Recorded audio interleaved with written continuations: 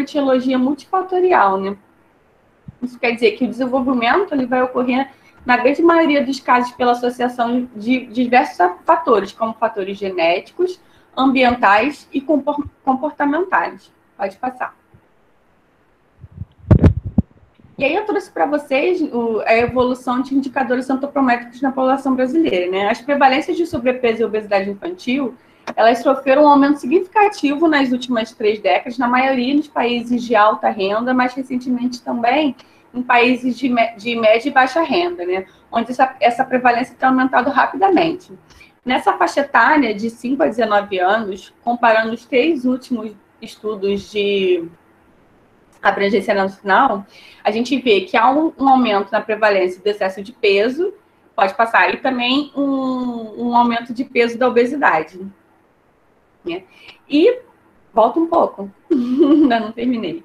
E a obesidade, né? A gente sabe que a obesidade, antes do início da puberdade, ela aumenta o risco de diabetes tipo 2, né? Por isso a importância da gente agir nessa faixa etária para a gente evitar, reduzir, pelo menos, as complicações e o aumento de doenças que vão vir no futuro. Pode passar. Então, dentro desse contexto, há uma necessidade, né, da criação dos guias alimentares. Eles são documentos oficiais elaborados com o objetivo principal de orientar a população em relação à alimentação e à promoção da saúde, já que mais de 88% dos países eles sofrem com a carga de doenças relacionadas à alimentação, né, como obesidade, a diabetes, doenças cardiovasculares e diversos tipos de câncer, né? Então, o guia vem com a proposta de orientar uma ampla gama de políticas, políticas e programas de educação nutricional, de saúde e agricultura, né? Eu trouxe aqui vários exemplos aqui nessa figura que vários países têm os seus guias alimentares, né? Pode passar. Ah, ficou diferente, mas enfim, vou falando. As coisas que estão escritas, eu estou falando, que acho que a configuração mudou aí. O Brasil, então, ele já elaborou, né, 2 versões. A primeira versão, que foi publicada em 2006, ela continha uma abordagem constituída por gráficos e tabelas, demonstrando os dados epidemiológicos de mortalidade e o consumo de alimentos, bem como formas de determinar também a recombinação de consumos que era baseado em nutrientes. Ela também havia uma linguagem mais técnica, voltada para os profissionais de saúde, e ela era usada para reforçar os argumentos científicos que norteavam as recomendações baseadas em nutrientes, né? Também ela tinha uma visão mais restrita da alimentação, já que se utilizou também aquela pirâmide alimentar, que aqui originalmente era dos Estados Unidos, que a gente adaptou para a realidade brasileira, né? Os alimentos, então, eles eram organizados em grupos de acordo com as suas equivalências nutricionais, né, em termos de energia, de micro e de macronutrientes. E essas orientações, elas eram focadas principalmente nessa relação dos grupos alimentares na redução ou no aumento de doenças crônicas não transmissíveis, né? Desconsiderando totalmente o contexto sociocultural da alimentação. Pode passar. Então, em 2014, veio uma segunda versão do Guia Alimentar Brasileiro, né, com uma proposta um pouco mais inovadora. E esse guia ele fez parte da estratégia para a implementação da diretriz de promoção da alimentação adequada e saudável, que integrou a Política Nacional de Promoção da Alimentação e Nutrição, né? Então, esse guia é para a população maior de 2 anos, e ele trazia umas coisas diferentes da versão anterior, né? Eu destaquei aqui principalmente a classificação nova, que é uma nova proposta de classificação de alimentos, né, que é baseada no grau de processamento dos alimentos. Ele também buscou uma valorização maior do alimento e das suas combinações, não só focados no nutriente, né?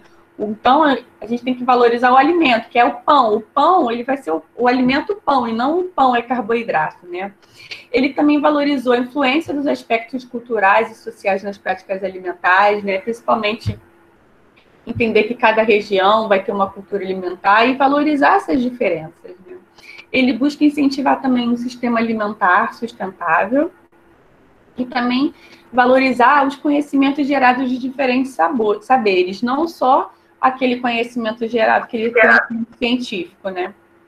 E com isso, ele busca, então, autonomia nas escolhas alimentares dos indivíduos. Pode passar. Então, o guia, né?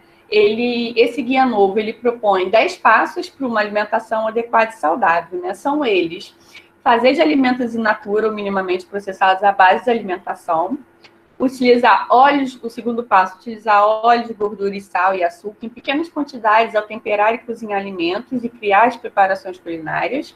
O terceiro passo é limitar o consumo de alimentos processados. O quarto, evitar o consumo de ultraprocessados. Pode passar um pouquinho que tem um efeito. Que é a regra de ouro. Aperta mais um pouquinho.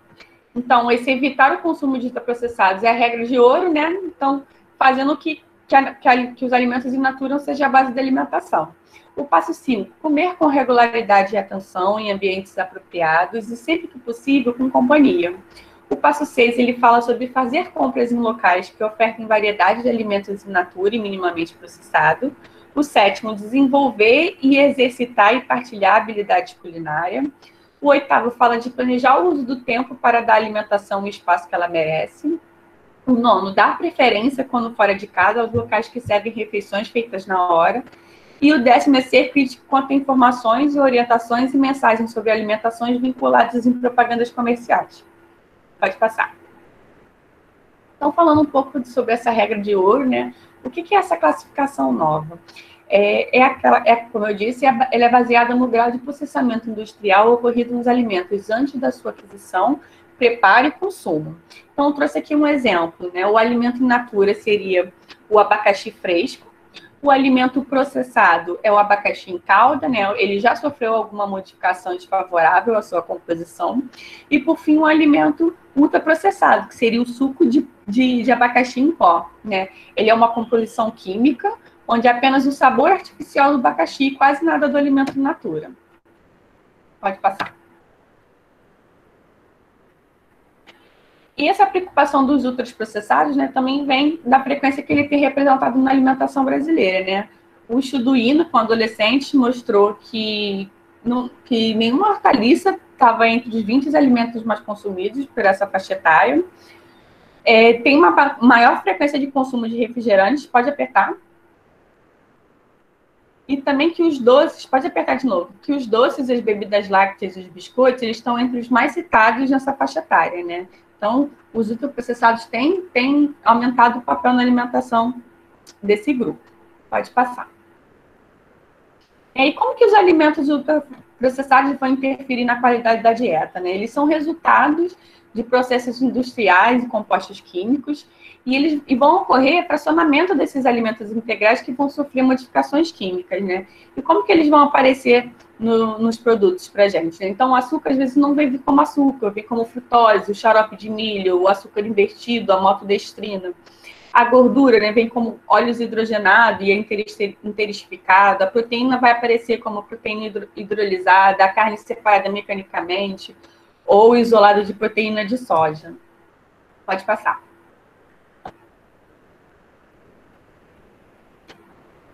Então, eu trouxe aqui o exemplo... Joana, respira, tá? Pode ficar calma, que você está ligando 220 aí.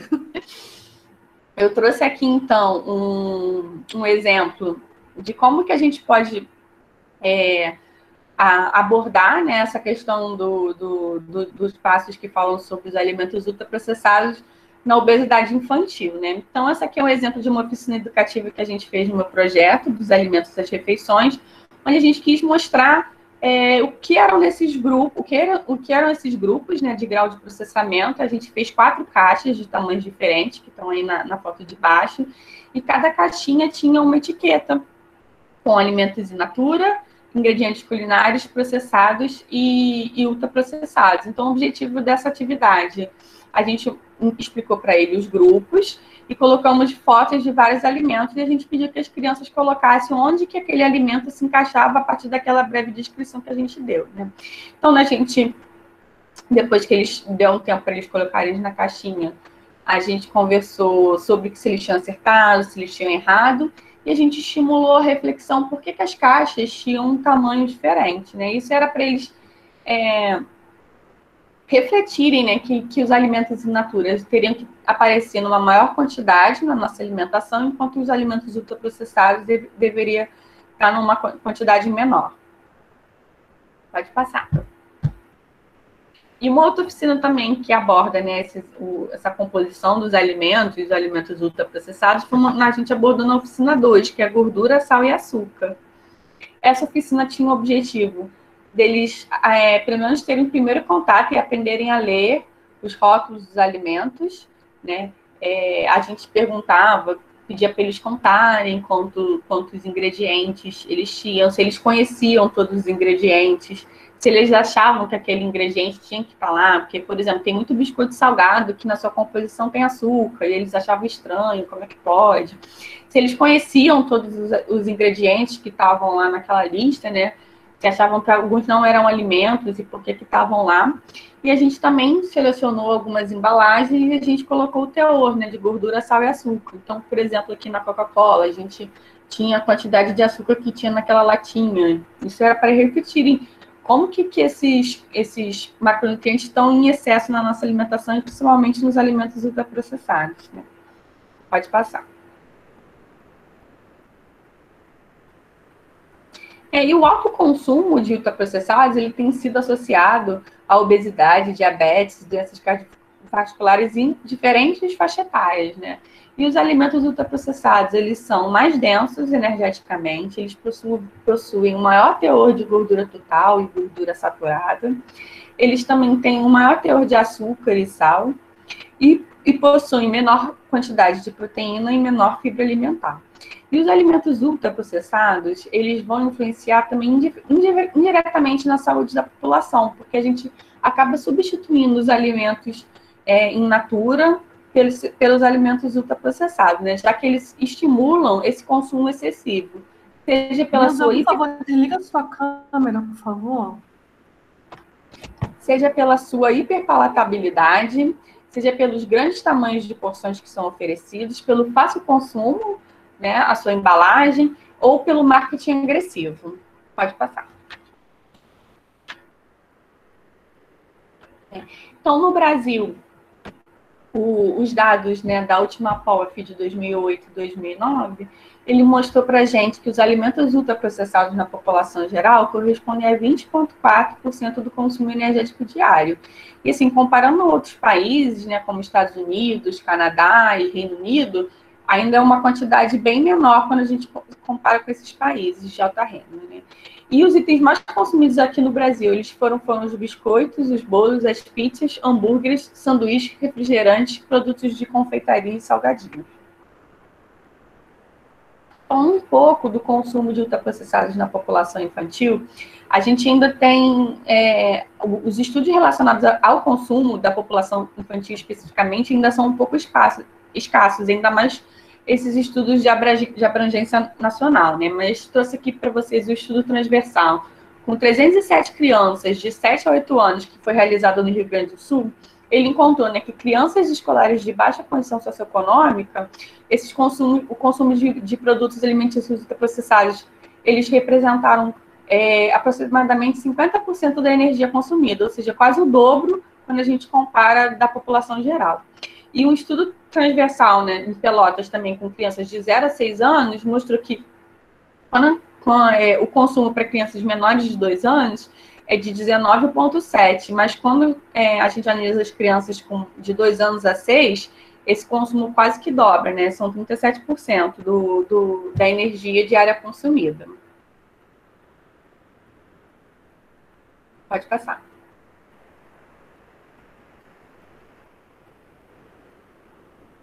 E falando também um pouquinho dos estudos dos ultraprocessados e os desfechos em saúde, né? Vale ressaltar que a maioria dos estudos que fazem essa relação são estudos transversais, né? E eles têm mostrado que há uma relação direta entre o aumento da disponibilidade e o consumo desses alimentos e o aumento da obesidade e excesso de peso na população, né?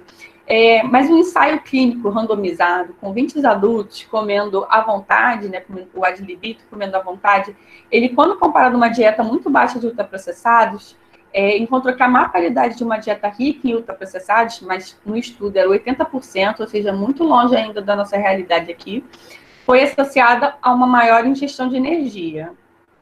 E ensaios clínicos randomizados para a prevenção da obesidade em crianças baseados na promoção de comportamentos alimentares, apesar de a gente conseguir ver mudanças nesses comportamentos, a gente ainda não alcançou o impacto desejado quando fala do tratamento da obesidade. Pode passar. Então, né, o guia, ele não fala só, né, da qualidade da alimentação, ele tem uma ampla abordagem, né, esses 10 passos da alimentação adequada, eles vão além dessa qualidade, eles falam também, né, como o modo de comer, os locais de compra, habilidades culinárias, planejamento, as refeições fora do domicílio e propaganda. Pode passar. E foi visto, né, que falando um pouco sobre o modo de comer, né, foram feitos que as refeições feitas com regularidade, elas favorecem o ritmo circadiano, né, e com isso o funcionamento das funções digestivas e metabólicas e a manutenção do balanço energético. E foi visto que distrações ambientais, né, como assistir TV durante a refeição ou mexer em celular, essas atividades paralelas, elas também vão afetar o consumo alimentar e diminuir a percepção dos sinais de saciedade, né? Então, aquela criança que se alimenta vendo TV, ela vai ter dificuldade de entender, do corpo sinalizar, oh, já estou satisfeito, já posso parar de comer, e às vezes comer em excesso, né? E foi visto também em crianças e adolescentes que assistiam à televisão ou usavam computador ou celular durante a refeição, elas apresentaram uma alimentação menos saudável, um maior consumo desses alimentos ultraprocessados e um menor consumo de frutas, de verduras e legumes, e um maior risco, então, de obesidade, né? Então, mostrando como que o modo de comer influencia também nesse desfecho de obesidade. Pode passar. E foi visto também que a presença de outras pessoas durante o ato de comer, ela pode impactar profundamente no consumo alimentar, né? O comer em companhia traz benefícios sociais e para a saúde, né? A comensalidade, ela vai satisfazer uma necessidade de contato, vai reforçar esses laços sociais e as identidades culturais, além de melhorar as condições de criança, as condições de nutrição, né? E para crianças e adolescentes, foi visto que uma frequência de refeições em família maior foi associada com maior qualidade da dieta, uma menor ocorrência de distúrbios alimentares e de sintomas depressivos e um potencial fator de proteção para a obesidade. Em um estudo também baseado nos dados da PENS, a Pesquisa Nacional de Saúde Escolar, que avaliou, né, uma amostra representativa de escolares brasileiros, ele mostrou que os adolescentes que costumavam fazer as refeições com os pais também apresentavam uma menor chance de uso de tabaco, de álcool, drogas e uma melhor qualidade da alimentação. Pode passar. Então, a gente também trabalhou isso nas nossas oficinas educativas, né, nesse meu projeto. Aí trouxe também esse exemplo, né, foi a oficina 3, que a gente chamou de Que Horas Mais Felizes. A gente imprimiu diversas fotos com aspectos positivos e negativos do ato de comer, e a gente trabalhava isso com eles, né, para eles estimularem a reflexão de como que eles faziam na vida deles, no cotidiano deles, e como que a gente podia mudar daqui para frente, né. Então, aqui eu trouxe um exemplo das figuras que a gente trabalhou, né, um aspecto negativo, que seriam as crianças sentadas, vendo televisão, sem estar sentada na mesa, e aqui um aspecto positivo, né, que é a família reunida, que é o que a gente busca incentivar, que é um dos fundamentos do guia. Pode passar. Um outro aspecto que é abordado no guia é o locais de compra e consumo, né? A gente sabe da importância do ambiente alimentar na obesidade, né? E a oferta de alimentos saudáveis, que envolve, né, a presença e a quantidade de certos tipos de estabelecimentos, como mercados e restaurantes, né, próximo à sua casa, ou próximos aos locais de trabalho e locais de estudo, ele pode ser um obstáculo quando a gente fala de obesidade, né?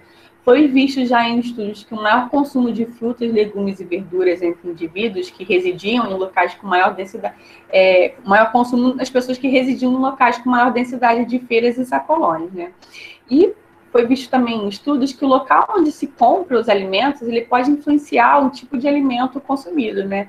Então, por exemplo, os supermercados, né? Eles têm uma grande oferta de alimentos ultraprocessados, e eles utilizam diversas estratégias para impulsionar a venda desses alimentos, né? Como a localização no interior das lojas e nas prateleiras, o uso de propaganda, de promoções, de desconto e até a distribuição de brindes, né? Então, é importante a gente incentivar a ir com as crianças em locais que vão ter alimentos mais, os alimentos in natura, né? Fazer com que eles participem de feiras, de sacolões, junto com os pais, e tentar evitar que eles frequentem a cantina da escola, que muitas vezes não tem opções saudáveis, ou muitas crianças relataram, né, que sempre tinha aquele moço vendendo doces e, enfim, alimentos ultraprocessados fora da escola. Pode passar. E a gente também trabalhou uma oficina educativa com isso nas crianças, né? A gente dispôs fotos de locais de consumo, como eu falei aqui, os sacolões, os hortifrutis e a cantina da escola, sempre estimulando que as crianças participassem mais de ambientes que tivessem alimentos in natura. Pode passar.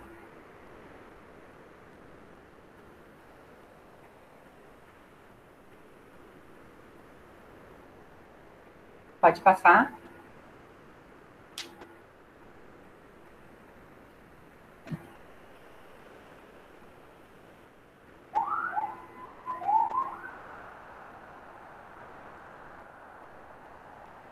Simone.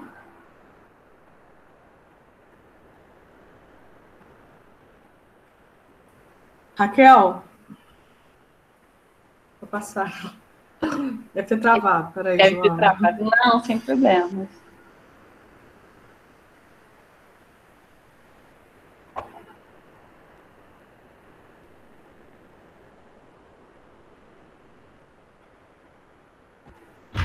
Defeitos técnicos, vamos ver se ela está recolocando. Gente, fala, Raquel. Simone, travou aqui o meu computador. Meu Deus. Calma aí, gente, que eu vou ter que reiniciar. Me desculpa, gente. Deixa eu ver se eu consigo. Simone, quer que eu compartilhe? E aí eu ver se eu consigo abrir aqui. Espera aí.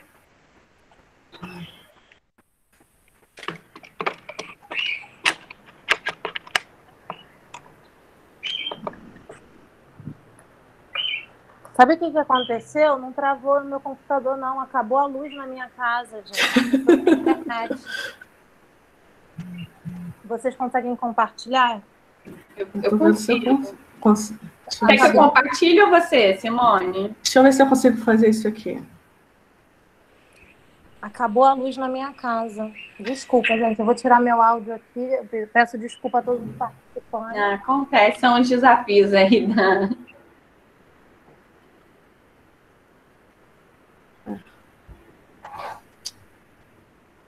Não está aparecendo.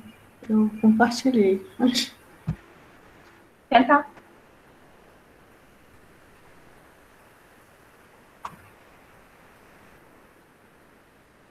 É que acho que não foi eu, como não fui eu que abri. Não sei se eu... Não, mas eu acho que geralmente a gente consegue, mesmo quem não abriu, compartilhar a tela. Boa tarde a todos. Michele que está falando. Joana, aproveito para agradecer. Eu sou também coordenadora aqui do Nusank. Tenta compartilhar você para ver se dá certo. Se você não sabe mudar. Não, está aqui aberta já. Eu estava botando aqui, mas não estava abrindo também.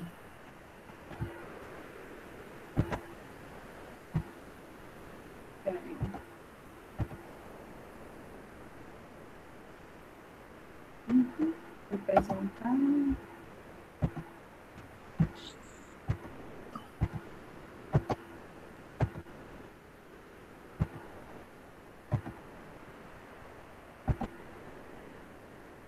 Tá todo mundo vendo? Tudo Foi? certo. Sim, Joana. sim. Muito obrigada. Nada. Então, né, voltando, falando um pouco também das habilidades culinárias, né, que é um dos espaços do guia, né. É possível que haja um processo de enfraquecimento, né, da transmissão de habilidades culinárias ao longo da geração, quanto o valor dado, né, à culinária doméstica. E a associação entre habilidades culinárias, há uma associação entre as habilidades culinárias e as escolhas alimentares mais saudáveis, né. E como o aumento do consumo de frutas e verduras e a diminuição do consumo de alimentos de conveniência ou os takeaways, né, os deliveries, né, que vai repercutir também na qualidade da dieta, né. E um estudo correlacionou essas habilidades culinárias dos pais com o consumo de ultraprocessados em criança, né, e foi visto que há uma associação inversa, ou seja, conforme os pais foram perdendo essa habilidade culinária, o consumo de ultraprocessados por criança aumenta, né? E as razões para a compra de alimentos ultraprocessados em detrimento da família preparar refeições englobam diversos motivos, né? As preferências familiares, a falta da capacidade de planejamento sobre a alimentação e também o tempo. E quando eu falo tempo, isso também tem vários fatores, né? Seja porque pelas questões de gênero, né, a sobrecarga que toda a compra, o planejamento e a preparação tá na mulher, e hoje a mulher, ela tem uma dupla jornada, né, ela está inserida no mercado de trabalho, então o guia, ele incentiva a divisão de tarefas dentro da casa, né, não tanto com o gênero masculino, mas também da participação das crianças nessa participação culinária, né, principalmente. Lógico que a criança não vai conseguir fazer tudo, dependendo da idade dela, mas ela pode participar, e com isso vai ter essa volta da transmissão de habilidades culinárias, né? E quando eu falo tempo também, são coisas que a gente nem pensa que está associado, mas é o deslocamento urbano que acontece nas grandes cidades, pelo menos, né? Hoje em dia, às vezes, um pai e uma mãe demoram umas 2 horas de deslocamento até o trabalho, então são 4 horas que a pessoa, 6 horas que a pessoa perde, e quando ela volta para casa não sobra quase nenhum tempo para o preparo da alimentação. Então, acaba que as famílias optam pelos alimentos ultraprocessados, que são de pronto consumo, né? Então, a gente também teve uma oficina educativa para trabalhar essas habilidades culinárias. A gente realizou uma oficina com lanche, todo baseado em alimentos in natura. A gente pensou num lanche porque eu acho que a maior dificuldade que os pais relataram para a gente, né, o que dá de lanche, o que levar para a escola, que não seja ultraprocessado, que não seja aquele biscoito recheado, né? Então, a gente fez um cookie de banana com aveia e um suco verde, né, com laranja e couve, né? As crianças, elas prepararam todo esse lanche e depois eles experimentaram junto com os pais, né? A gente também preparou um folder para as crianças com a receita que eles fizeram e também outras receitas simples que eles poderiam elaborar em casa, sempre incentivando que a criança participasse desse preparo, né? E falando um pouco da informação e propaganda, que é o 10º passo da alimentação saudável, né? Hoje em dia existe, né, um grande volume de informação, de fácil e rápido acesso, né? E diante desse imenso universo de informações disponível, a questão fundamental é a qualidade delas, né? Visto que a informação ela pode ser um grande obstáculo quando a gente fala na alimentação adequada e saudável, né? Então, o guia reforça que há uma necessidade de uma análise crítica das informações que são oferecidas, né? E a gente tem que estimular isso também como profissional de saúde. E há também, né, um grande conflito de interesses, né? O marketing pela indústria, né, ele faz uso de determinadas evidências para promover certos produtos e até manipular as evidências que já existem, né? Como, por exemplo, o exemplo da indústria do açúcar, que tentou financiou estudos que aumentasse a relação entre doenças coronarianas e a gordura e o colesterol, né, como as causas principais dietéticas, subestimando o papel do açúcar nessas doenças, né? E esse todo o conflito de interesse, essa gama de informações, acaba interferindo na confiabilidade nas recomendações, né? E como que isso chega no público em geral. E falando um pouco também da propaganda, né? Grande parcela da publicidade de alimentos ela é totalmente direcionada a crianças e jovens, né? E foi visto, né? Um estudo avaliou a publicidade televisiva de alimentos no Brasil, né? Por mais de 130 horas em grandes canais, de 4 canais mais populares da TV, eles viram que 60,7% das propagandas de alimentos eram de alimentos ultraprocessados, em comparação com 7,4% que se referiam a alimentos in natura ou minimamente processados. A gente teve uma oficina culinária também sobre isso, e a gente perguntava as propagandas que eles lembravam, E ninguém lembra de alimentos in natura, porque a única coisa que eles lembram é quando vê uma propaganda em mercado, de propaganda de mercado, porque quase não tem, a gente... Então, assim, é uma competição desleal, né? E já que a publicidade ela é toda voltada para o público jovem, e isso dificulta a adesão das recomendações do guia, né? E aqui também um exemplo da oficina que a gente trabalhou com eles, a gente imprimiu várias fotos de propaganda e refletia com eles qual tipo de alimento que eles viam mais propaganda, e geralmente são os alimentos ultraprocessados. Se esses alimentos eles tinham algum brinde associado, e como esse exemplo aqui do Todinho, que vinha umas figurinhas, eles relataram que eles sempre lembravam, era o McDonald's, que sempre vem, né, quando estreia algum filme, vem o boneco, e todas as crianças falam que compram, às vezes, um determinado alimento, né, para ganhar aquele brinde. E a gente estimulou essa reflexão, né, de que às vezes não precisa comprar determinado alimento por brinde, prestar atenção na propaganda, o que ela está querendo dizer, né? E agora falando um pouquinho das limitações do guia. Não sei nem se eu posso chamar de limitação, né? Mas acho que é uma reflexão que a gente tem que ter, que o guia, ele é um referencial teórico, né? Que vai abarcar todas as atividades que a gente vai fazer no tratamento, né? Ele não foi desenhado para o tratamento da obesidade infantil, né? Então, ele acaba que ele não aborda orientações de quantidade, de tamanho de porção, por exemplo, né? E isso é importante quando a gente fala do tratamento da obesidade infantil. Pode passar. Não, sou eu agora. Desculpa. Então, o tratamento da obesidade infantil, né? A gente tem vários desafios ainda, né? E eu destaquei aqui um, que é a falta de percepção e a consciência dos pais quanto ao estado nutricional dos filhos, né? Muitos pais, eles têm dificuldade de reconhecer que o filho está com excesso de peso, ou também não reconhece que aquilo é um problema de saúde, né?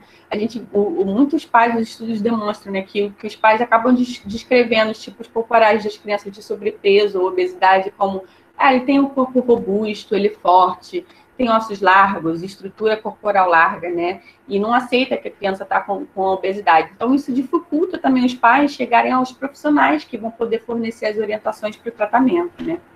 Além disso, a literatura mostra que a abordagem para a obesidade infantil ela tem que ter diferentes componentes, né? Como alterações dietéticas, atividade física e também a mudança de comportamentos sedentários, né?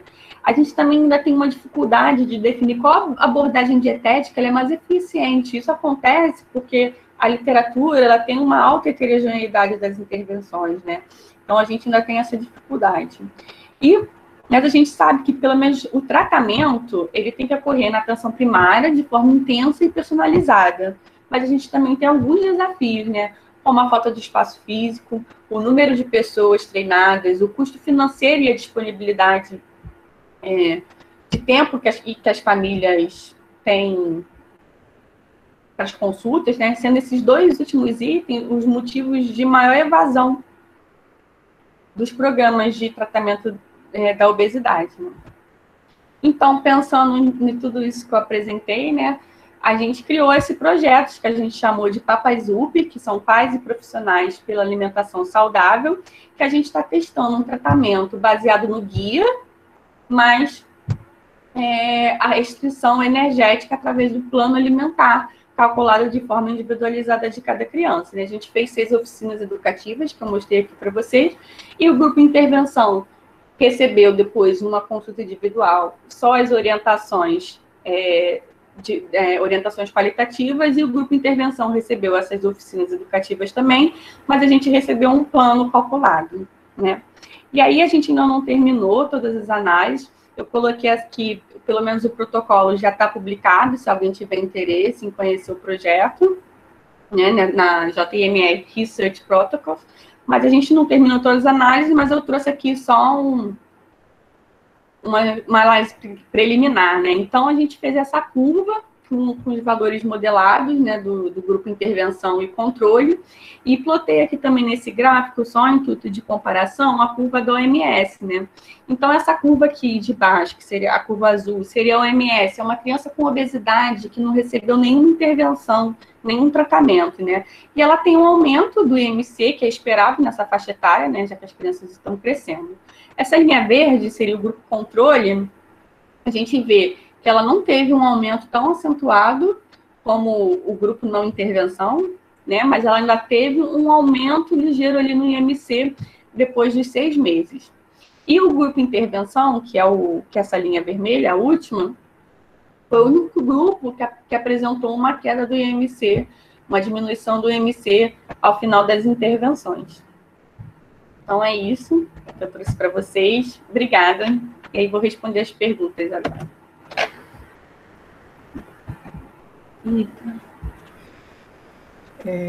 Joana, parabéns pela apresentação, né? A gente teve momentos de, vamos dizer, de tensão para entrar no meio, né? Isso faz parte, né, no online. No começo também eu acabei não falando um pouquinho, né, do Nuzan, que eu acho que é importante também até para falar para você, para as pessoas que estão aqui presentes, né, o nosso núcleo na Unirio. Eu e a professora Michele somos as coordenadoras, temos professores também participantes, como o professor Fernando, a professora Lúcia Rodrigues, né, e a gente vem cada vez mais tendo adesão, a gente está muito feliz, né, que a gente tem um site no Instagram, compartilhando os posts sobre os assuntos, e tivemos a intenção de cada vez mais, em cada ano, a gente vem aprimorando nossas ações, nossas atividades dentro da área da saúde da criança e da mulher, né? E queria contextualizar um pouquinho, né, em relação ao que você conversou, né? A gente sabe muito que tem essas informações do guia. O guia é um excelente material que veio do Ministério da Saúde, que veio para dar, né, um suporte, né, para as ações, principalmente na parte da qualidade da alimentação, por entender que a população hoje, de uma forma geral, tem uma qualidade muito ruim, né, o consumo, como você falou, o consumo excessivo dos alimentos processados, né, o alimento in natura cada vez mais está sendo raro, né, principalmente nesse momento agora que é de isolamento social, né, as pessoas tendem mais ainda a ter, às vezes quer consumir alimentos considerados práticos, né, o desejo, né, de aprender de novo as preparações culinárias, né, a gente é da época, eu sou um pouco mais antiga que você, mas eu sou da época que a mãe, né, da gente dava um caderninho de receitas, né, para a filha quando ia casar. Isso já não acontece mais, tem Ana Maria Braga, né, mas eu estou brincando um pouco, mas a gente deixou de aprender a fazer comida, né? E aí, todos esses espaços que o guia trabalha, né, contextualiza, a gente precisa, né, você vem trazer a reflexão que ele vem para poder, primeiro, né, orientar a população brasileira uma melhor qualidade da alimentação. Mas, às vezes, ele não vai atender todos os tipos de público, né? A gente precisa refletir que ele foi criado para a população em geral, né? E aí, no caso da obesidade infantil, né, que a gente sabe que hoje a prevalência cada vez está aumentando, está acompanhando que nem os adultos, né? A gente começa com um problema desde lá da gestação, né, na primeira infância, e isso vai aumentando ao longo do pré-escolar e escolar. E aí, o que fazer, né? Nós que somos da área de nutrição, o que a gente pode fazer junto com o guia, né? Porque outras atitudes, né, atividades que a gente também deve fazer e resgatar, né? Então, você veio trazer isso, te dou parabéns em relação a você ter contextualizado isso. Alguns alunos aqui vieram reforçar a questão, por exemplo, da propaganda, né? Os produtos que vêm, o apelo midiático, né? Como isso é difícil hoje para os pais, né? Como conciliar, né, a questão da propaganda com o alimento, né? Porque a gente vê o tempo todo a mídia falando de substituição dos alimentos in natura por alimentos mais práticos, né, industrializados. E aí eu queria que você falasse um pouquinho sobre isso e também essa questão do papel dos pais em relação, né, se você dá alguma dica, né, vamos dizer assim, em relação também a essas questões.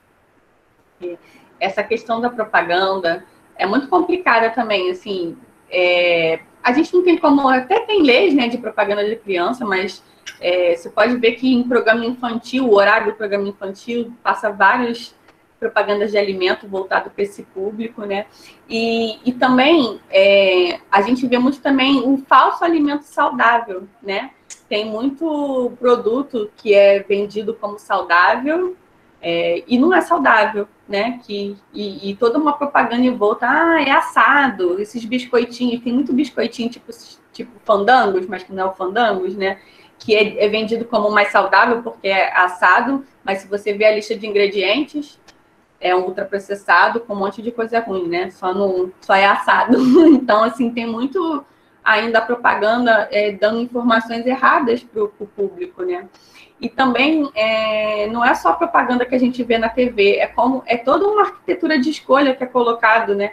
Por exemplo, quando a gente vai nas lojas americanas, a loja americanas nem é um estabelecimento de vender só alimentos, né? Mas quando você... Isso também no supermercado você vê muito. Naquela fila ali que você vai para pagar, a da loja americana, então, que costuma ser uma gama de produtos ali que são ofertados, ultraprocessados, e eles já colocam numa altura baixa, que é para as crianças passarem e verem, entendeu? Isso tudo é de propósito, não é uma coincidência, sabe? Então, assim, é um marketing agressivo, que eles estudam, eles sabem muito bem o que eles estão fazendo, cada detalhe, cada cor que eles colocam, os produtos que são da cor vermelha, que estimula a fome, da cor amarela, é todo um embasamento teórico e funciona. Enquanto em contrapartida, os alimentos in natura, né, eles não têm isso. A gente não vê propaganda, a gente não vê estímulo de nada, então é uma competição desleal, né? Então, assim, para os pais e até os profissionais de saúde, a gente tem que estimular eles a terem esse olhar reflexivo, porque a gente não tem como não ter isso, né? Não tem como, os mercados vão continuar vendendo, então a gente tem que ter um olhar reflexivo e talvez evitar algumas coisas, né? E levar as crianças, como eu falei, mais para as feiras, para os sacolões, inserirem ela nesse contexto de compra de alimentos e talvez não levar as crianças no supermercado, por exemplo, né? Que é onde já tem os alimentos ultraprocessados. O que falta eu responder? Sim, não, essa questão que você fala que é dos pais, né? Eu vejo muito assim, a gente vê isso no atendimento, você também deve ter visto isso no seu atendimento do seu projeto. Uhum. O que acontece, eu vejo muito, é a falta de responsabilização, né? Os pais, tudo bem que a gente tem a questão do trabalho, não é a questão de culpabilização. Sim. Mas a gente precisa entender que a gente tem responsabilidade, a gente sabe que ele tem que ser modelo. Então, assim, os pais, na questão do atendimento, né, individualizado, a gente tem que trazer para o pai algumas estratégias, né, de como fazer preparações mais rápidas, focar a questão das consequências, porque muitos pais, às vezes, falam assim, não pode comer isso, mas por quê? Né? A gente tem que, como nutricionista, saber contextualizar, né, por isso que eu acho importante as práticas educativas, porque elas contextualizam. Eu vejo muito na questão, quando a gente faz uma prática, o próprio pai conversa, contextualiza uma situação que ele passou, né? E tem aquele pai que, na verdade, ele vem como, tipo, achar que está sendo responsabilizado, está sendo culpabilizado, a gente precisa trabalhar essa balança, né? Tem muitos pais também que não entendem que ele faz parte do processo, porque a mudança ela tem que ser na família toda. Não é justo para a criança ele não ser ofertado de uma coisa que tem na casa dele. Então, tipo, por exemplo, o pai tomar refrigerante, mas a criança ser proibida de tomar refrigerante. A mudança tem que acontecer na família toda, entendeu? Não só na criança, até que isso vai fazer toda a diferença no tratamento também. O apoio familiar, né? A mudança geral da família, não só aquela criança. Isso é muito difícil também, porque tem muitas crianças das crianças obesas que os pais são obesos também, e eles não estão prontos de fazer mudança, porque eles querem o melhor para o filho deles, mas eles não conseguem fazer a mudança para eles, então fica difícil a mudança acontecer e o tratamento ter sucesso, né? Sim, e o que a gente observa, né, que os pais só vêm procurar quando já chegam num estágio de obesidade, né?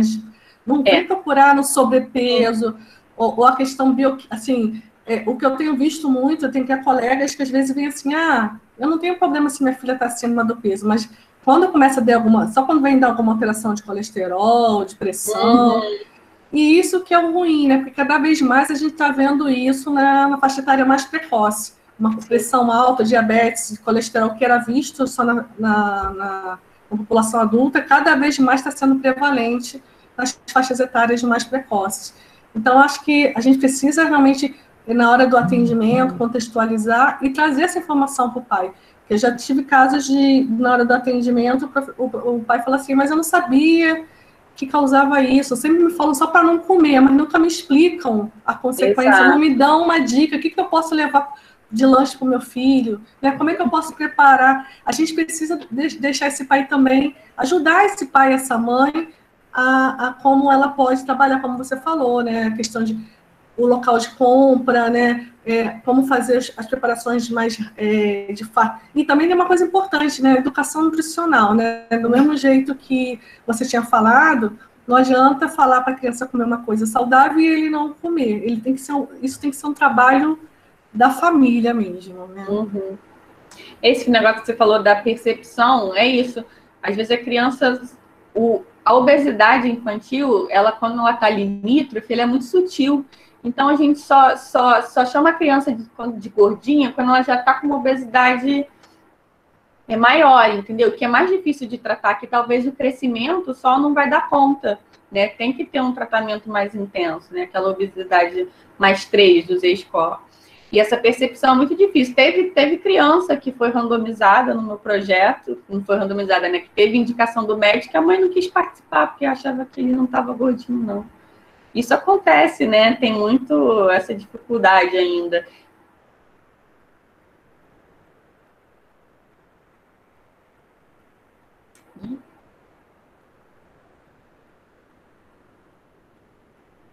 Simone. Eu tenho essa mania.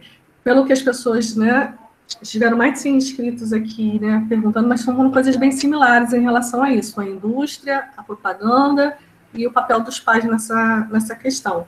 A gente está conversando aqui, Joana, que na verdade faltam 13 minutos para a outra palestra, e aí eu vou deixar aqui a Michele,